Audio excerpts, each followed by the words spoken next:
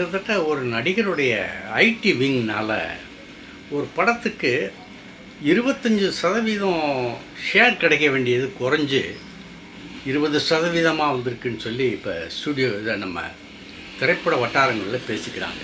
அது வேறு எந்த படமும் இல்லை, பராசக்தி.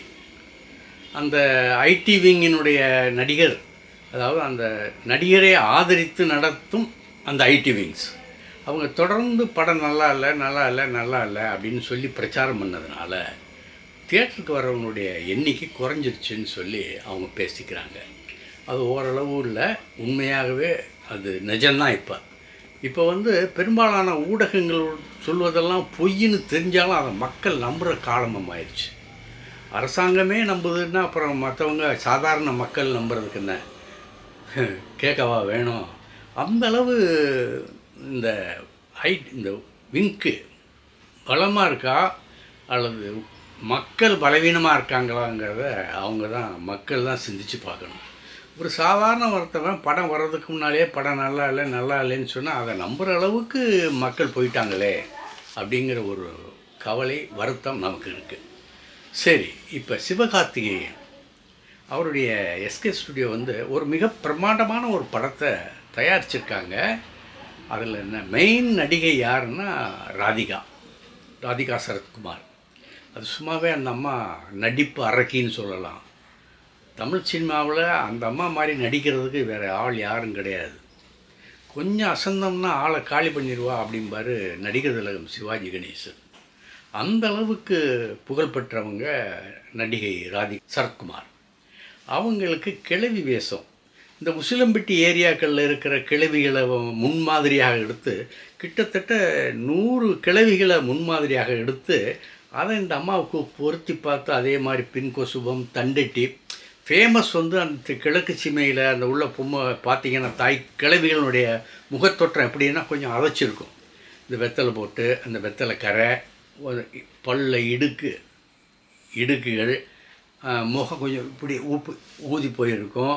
ஸ்லாங் அந்த அவங்க பேசுகிறதே வித்தியாசமாக இருக்கும். தண்டட்டி அந்த காதுகளில் விதவிதமான ஆபரணங்களை சுற்றிக்குவாங்க. அந்த மாதிரி பின்கொசும் வச்சு தான் சேலை கட்டுவாங்க. அது அவங்களுக்கே அந்த தென் மாவட்டத்து மக்களுக்கே உரிய பாரம்பரியம் மிக்கது. அதை மாதிரியெல்லாம் பொருத்தி பார்த்து இந்த அம்மாவுக்கு ராதிகா சரத்குமாருக்கு எல்லாம் பார்த்து கடைசியில் இந்த ப்ராஸ்தடிக் மேக்கப் பண்ணால் நல்லாயிருக்கும் அப்படின்னு சொல்லிட்டு இந்த கழுத்துக்கு கீழே மட்டும் ப்ராஸ்தடிக் பண்ணியிருக்காங்க. அந்த ஒரு பெரிய கேமரா, அதாவது ப்ராஸ்தடிக் மேக்கப்புக்குன்னே ஒரு வித்தகர்கள்லாம் பெரிய ஆட்கள்லாம் இங்கே இருக்காங்க. ஆனால் வினீத் விஜயன்னு சொல்லி ஒருத்தர் கேரளாக்காரர், யங்ஸ்டர், உலகநாயகன் கமல்ஹாசனுக்கு நன்கு பரிச்சயமானவர். அவர்களெல்லாம் இங்கே பார்த்து ப்ராஸ்தடிக் மேக்கப் பண்ணி பார்த்தா ராதிகாவை அடையாளமே தெரியல. அது மேக்கப் வீடியோ வந்திருக்கு, பார்த்தா அப்படியே பொருந்தி போயிருக்காங்க. பேச்சு அவங்களுக்கு சொல்லிக் கொடுக்க வேண்டியதில்லை, ஏதாவது அந்த ஸ்லாங்காக அவங்க பேசுவாங்க. ஆரம்ப காலகட்டத்தில் தமிழே வரமாட்டேன்ருச்சு வாயில். பாரதி ராஜா திட்டுவார், என்னடா இந்த பொம்மை பேசுறதும் தெரியல ஒன்றும் தெரியல அப்படிம்பாரு. இந்த அம்மா அழுதுகிட்டு போய் அவங்க அம்மாட்ட போய் சொல்லும். அதெல்லாம் அந்த பழைய காலம். அது இப்போ அசத்தி இருக்கு பேச்சில்.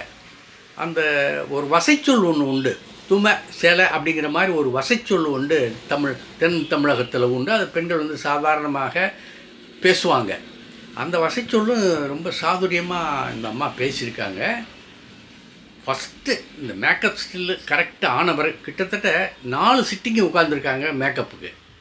4 தடவை விதமாக போட்டு அப்புறம் ராதிகா ஒரு அளவுக்கு ஒரு பொம்மை தயார் பண்ணி அதே மாதிரி தயார் பண்ணி அதுக்கு மேக்கப் போட்டு அதுக்கு சேலை சுற்றியெல்லாம் பார்த்து கரெக்ட் பண்ணியிருக்காங்க. அந்த மேக்கப் ஸ்டில்லில் பார்த்தோம்னா உலகநாயகனுக்கு தான் நீங்கள் முதல்ல அனுப்பணும் அப்படின்னு அம்மா சொல்லிட்டாங்க, ராதிகா சொல்லிட்டாங்க. உடனே கமல்ஹாசனுக்கு அனுப்பிச்சாங்க. அவர் பார்த்து வியந்து போயிட்டார். வியந்து போனது மட்டுமில்லை, மேலும் பல நடிக்கும் போது சில ஐடியாக்களையும் இந்த மாதிரி செஞ்சுக்கோ சேர்த்துக்கோன்னு சொல்லி அட்வைஸும் பண்ணியிருக்காரு. அதுதான் நம்ம ரொம்ப பெருமையாக சொல்லிகிட்டு இருக்கேன். நான் கமல் சாருக்கு தான் அனுப்பணும்னு சொன்னேன், அதை அவங்க அனுப்பிச்சாங்க. ரொம்ப பிரமாதமாக இருக்குன்னு அவரே பாராட்டிட்டார். வேறு யார் பாராட்டணும்? ஏன்னா எதற்கும் முன்னோடி நமது உலகநாயகன் கமல்ஹாசன் தான். திரையுலகத்தை பொறுத்த மட்டில் அது கேமராவாகட்டும், அல்லது படம் எடுக்கும் விதமாகட்டும் எல்லா வகையிலும் பார்த்திங்கன்னா நம்ம உலகநாயகன் தான் முதலிடத்தில் இருப்பார். அதை பாராட்டு தெரிஞ்சோன்னே ரொம்ப அற்புதமாக எல்லாம் இது பண்ணிட்டு போயிட்டுருக்காங்க. அடுத்து இன்னொரு செய்தி, இப்போ பிப்ரவரி மாதம் 6, 7 இந்த 2 நாளுமே ஒரு ஷூட்டிங் நடக்குது. யாருன்னா நம்ம சூப்பர் ஸ்டார் ரஜினிகாந்த், உலகநாயகன் கமல்ஹாசன் 2 பேரும் கலந்து கொள்ளக்கூடிய ஒரு ஷூட்டிங்.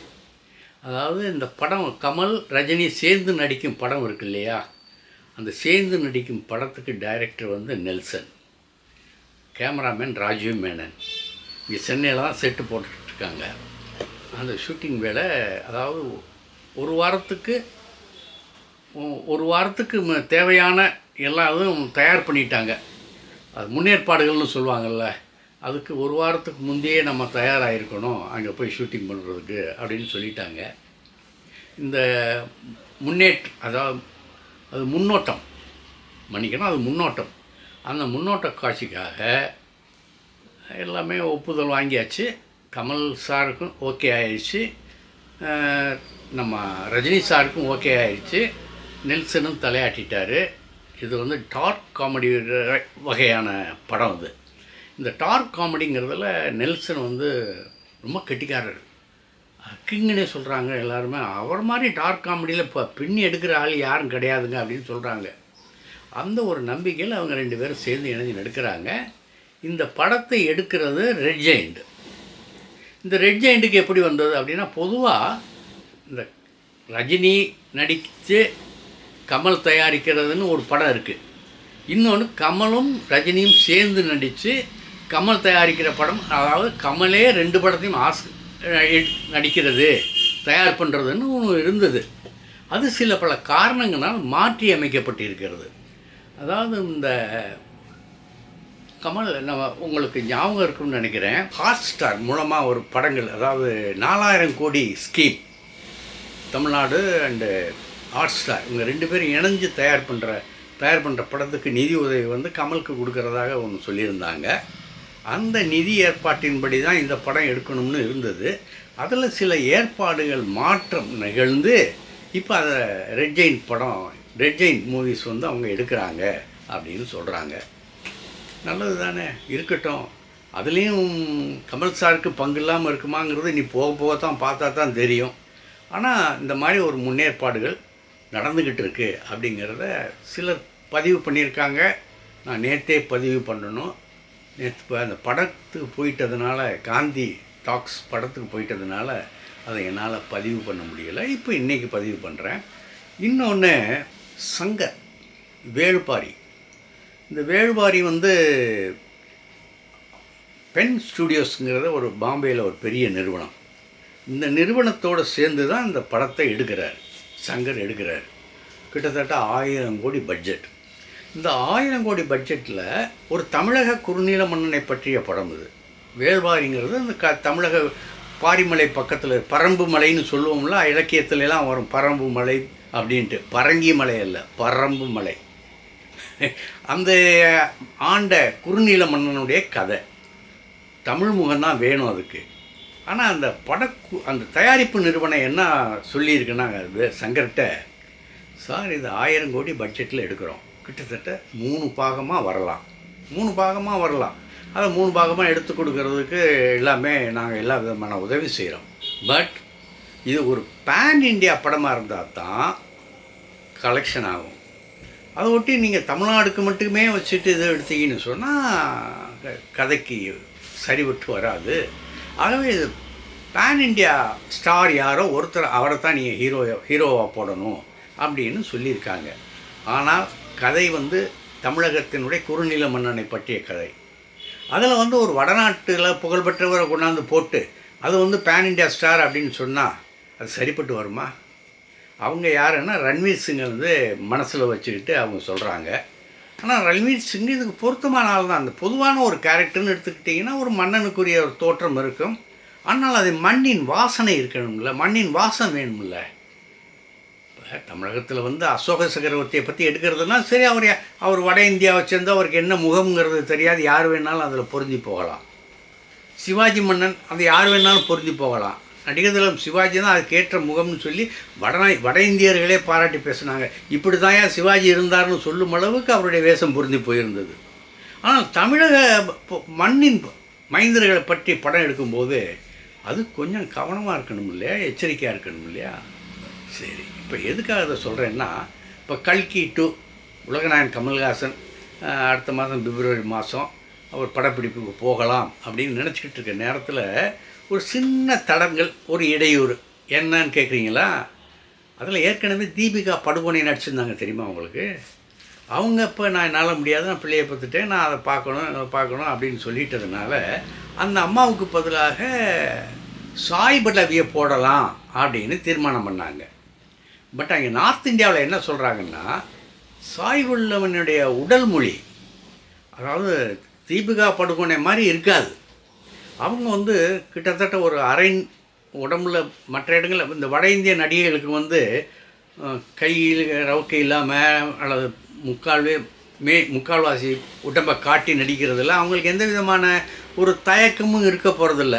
அவங்க அந்த வெஸ்டர்ன் கலாச்சாரத்தோடு ஒன்றி போயிடும். அவங்களுக்கு இது சகஜமாக போச்சு. அந்த தீபிகா படுகோனே இந்த கல்கி ஃபஸ்ட்டில் அந்த மாதிரி நடிச்சிருந்தாங்க. உடல் தெரிய நடிச்சிருந்தாங்க, உடம்பு தெரிய நடிச்சிருந்தாங்க. அது மாதிரி சாய் பல்லவி நடிப்பாங்களா அப்படிங்கிற ஒரு சந்தேகம் வந்துடுச்சு.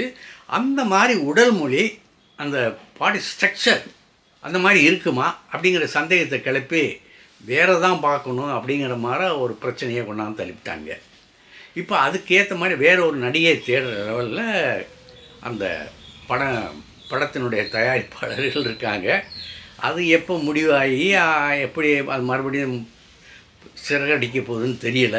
சரி, அதையும் பொறுத்திருந்து பார்க்கலாம் நம்ம. சரி, அடுத்து ராஜமௌலி. அவர் இந்த ராஜமௌலியுடைய வாரணாசி பெரிய எதிர்பார்ப்பு எடுத்திருக்க படம். மகேஷ் பாபு நடிச்சிருக்காரு. இந்த மகேஷ் பாபு என்ட்ரிக்காகவே ஒரு ஸ்பெஷல் முன்னோட்டம் தயார் பண்ணியிருக்கிறாரு ராஜமௌலி. அதாவது இந்த இது சொல்கிறோம்ல, கம்ப்யூட்டர் கிராஃபிக்ஸு சொல்கிறோம்ல, அதில் அத்தனை வித வகையான கம்ப்யூட்டர் கிராஃபிக்ஸ் உத்திகளையும் பயன்படுத்தி அது ஒரு முன்னோட்ட காட்சியை எடுத்துருக்கிறாராம். ரொம்ப பிரமாதமாக இருக்கான். அதே சில கோடிகள் வரும் அப்படிங்கிறாங்க. அந்த அளவுக்கு மகேஷ் பாபுவை முன்னெடுத்து கொண்டு போயிருக்கிறாரு நம்ம ராஜமௌலி. சரி, அது 2017 ஏப்ரல் 7 அந்த படம் ரிலீஸ் ஆக போகுது. அதனால் அதை பற்றி நமக்கு ஒன்றும் பிரச்சனை இல்லை. அப்புறம் படையப்பா 2 சூப்பர் ஸ்டார் ரஜினிகாந்த் கதை எழுதி முடிச்சிட்டாராம். அவருடைய மகளே சௌந்தர்யா ரஜினிகாந்த் இதை வெளிப்படையாக சொல்லிட்டாங்க. எங்கள் அப்பா கரெக்டாக எழுதி முடிச்சிட்டாரு.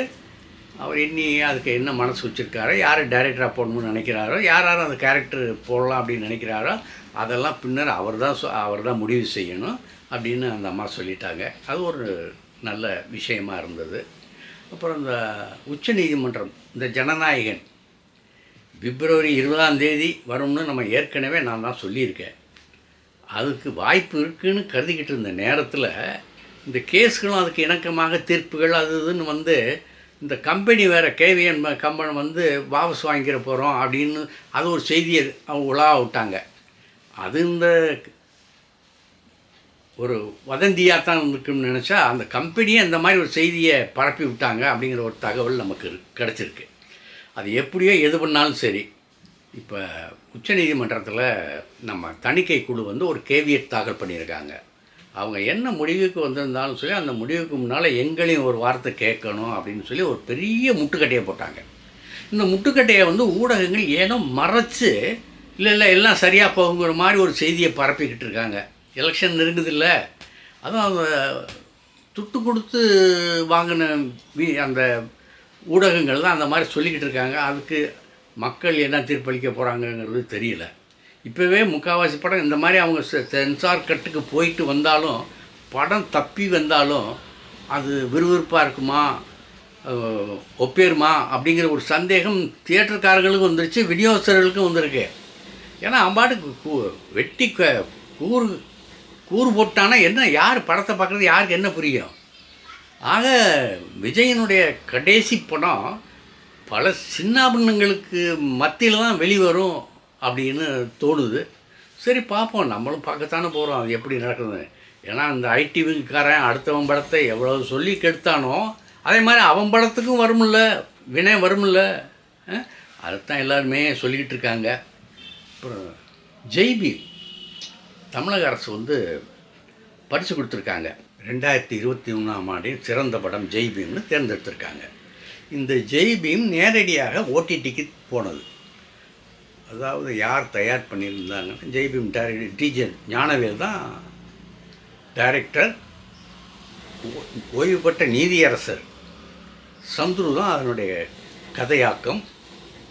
தயாரிப்பாளர் வந்து டைரக்டர் வந்து டிஜே ஞானவேல். அற்புதமான படம். ஜெய்பீம்ங்கிற பேர்லேயே இருக்கும், உங்களுக்கு தெரிஞ்சிருக்கும் அந்த படம் எதை தழுவியதாக இருக்கும், யாருக்கு பாடுபட்டதாக இருக்கும், யாருக்கு முன்னிறுத்தி இருக்குங்கிறது உங்களுக்கு தெரிஞ்சிருக்கும். அந்த படத்துக்கு நேஷனல் அவார்டு கொடுக்கணும்னு ஒரு நிலை வரும்பொழுது அந்த ஜெய்பீம் தலைப்பு, அப்புறம் கதையினுடைய உள்கருத்து, வசனங்களினுடைய வலிமை, இதெல்லாம் பார்த்த அந்த குழு இதுக்கு நம்ம கொடுத்தோம்னா நமக்கு மேலிடம், கட்சி மேலிடம், அதாவது பாரதிய ஜனதா கட்சியினுடைய மேலிடத்துக்கு நம்ம அவங்களுடைய கோபத்துக்கு நம்ம ஆளாக நேரிடும். ஆகவே இதை அந்த அளவுக்குலாம் கொண்டு போகக்கூடாது, இது பரிசுக்கே கொடுக்கக்கூடாதுன்னு சொல்லி தள்ளி விட்டானுங்க. அதுக்கு நடிகர் நானி வந்து கடுமையான விமர்சனம் பண்ணியிருந்தார், கடுமையாக கண்டிச்சிருந்தார். எப்படி இந்த படத்துக்கு நீ வந்து பரிசு கொடுக்காம இது ஒதுக்குவேன்னு சொல்லி. அந்த குறையை தமிழக அரசு நீக்கிடுச்சு, அதுக்கு பரிசு கொடுத்துருக்கு அப்படிங்கிறது ஒரு ஆறுதலான செய்தி. மற்றதை நாளை பார்க்கலாம். இந்த வீடியோ உங்களுக்கு பிடிச்சிருந்தா லைக் பண்ணுங்கள், கமெண்ட் பண்ணுங்கள், ஷேர் பண்ணுங்கள், சப்ஸ்கிரைப் பண்ணுங்கள்.